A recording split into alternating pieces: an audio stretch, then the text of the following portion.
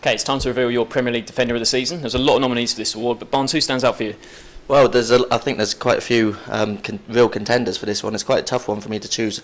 I think I'll go for Wes Morgan in the end, just because obviously at the start of the season Leicester, they were letting in a lot of goals, but when it's really come down to the nitty gritty of it, second half of the season, they've been so good at the back, kept so many clean sheets, more than anyone else in that time frame, and Wes Morgan's really been the leader of that. Hoot has obviously been fantastic alongside him, but Morgan has popped up with a few important goals at the other end as well, and just the way he's led that side as well. I think the likes of Toby Alderweireld and the rest of the Leicester back four all deserve mentions, but for me I think Morgan stood out above the rest, just mainly because of the second half of the season performances. Yeah, definitely. I was going to say Morgan, he came up with some big goals in the second half of the season, didn't he? And like I say, I think I voted for Alderweireld just because of how good he's been for Spurs this season, scoring goals as well at the back there. I mean, other players, I really think Bellerin's come on again this season, probably the best right back in the league. And then, yeah, you've got to give credit to the whole defences at Spurs and Leicester. I think both been really good the second half of the season. But what about you, Matt?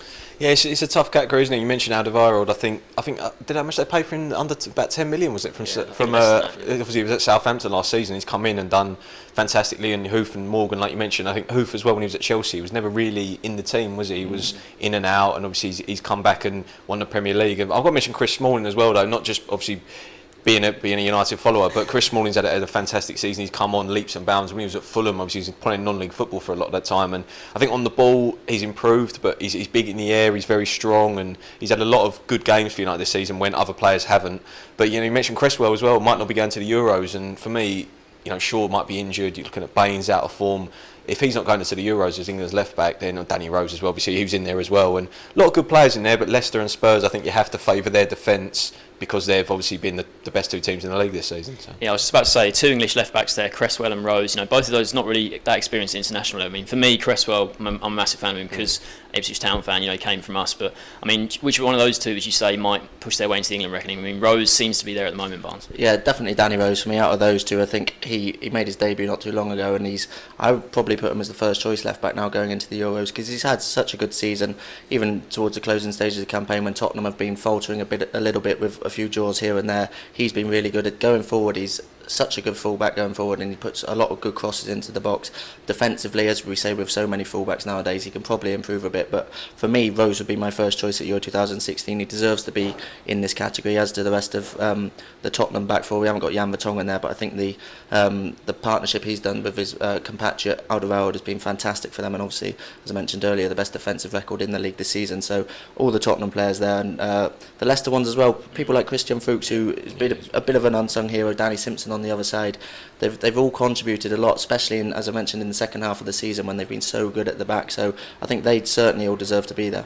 Yeah, certainly. I was going to say Fuchs. He's been an important player as well. Like Morgan scoring goals, but Fuchs is he overtook Morris's place as like the set piece taker. He takes all their corners and free kicks now. And one other player there we haven't mentioned is Van Dijk for Southampton. Had a very good first season with them. Just signed a long new contract, so he looks like an excellent player for them. But let's see who's first, second, and third. Well, in third place we've got Toby Alderweireld with 18%. Chris Smalling's in second with 20%, and the winner is Wes Morgan with 27%. Okay, so Morgan takes it, your pick. Sort of three players we've already talked about all in there. Do you obviously agree with that result? Yeah, I do. As I mentioned, the way he's led the side, and I probably agree with that top three. I think I maybe would have switched around Alderweireld and Smalling in third, but he has had a very good season, so it's very close between them as well. There's not much to separate those two players in second and third, so I definitely agree with Morgan winning it. Yeah. Matt, you must be pleased to see Smalling there. Yeah, very pleased. I think looking at that top three, it's quite they're quite all uncompromising centre backs. There's no really airs and graces about them. They're all quite solid, aren't they? Good in the air, especially Morgan. Morgan and Hoof probably the slowest centre back pairing in the league by a million miles, and they've done so well this season. Smalling as well is tough. So is Alderweireld. They've been the best three. You're looking at, I think Kyle Walker maybe would have fancied getting himself in there. He's a good season as well, but I think those top three, yeah, Smalling second, Morgan first. Yeah, I think that's about right. Okay, so Wes Morgan is your Premier League Defender of the season. Thanks for voting.